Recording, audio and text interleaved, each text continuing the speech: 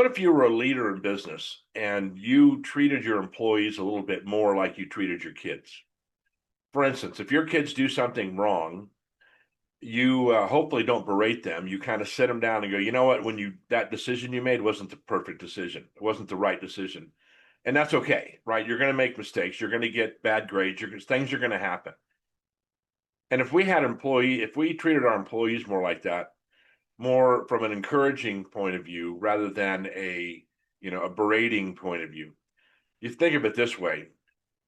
If you had an employee that wasn't up doing what they were supposed to do and you sat them down and you talked to them, are you talking to them and telling them that they can't do that anymore, or are you encouraging them or looking at their talents and trying to make them the best version of themselves? Because that's what we do with our kids, I hope.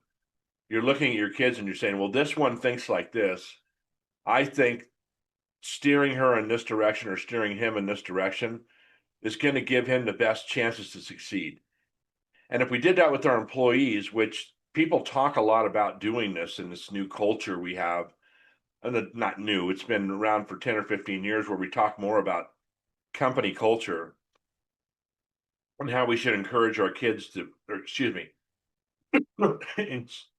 how to encourage our employees to be more successful and get them the tools they need to be more successful. You see, I've had kids that needed a little tutoring help or things like that, and I went out and got that help. Or I had a sibling, one of their siblings that could help them in that area to make them succeed at a higher level. Are we doing that with our employees?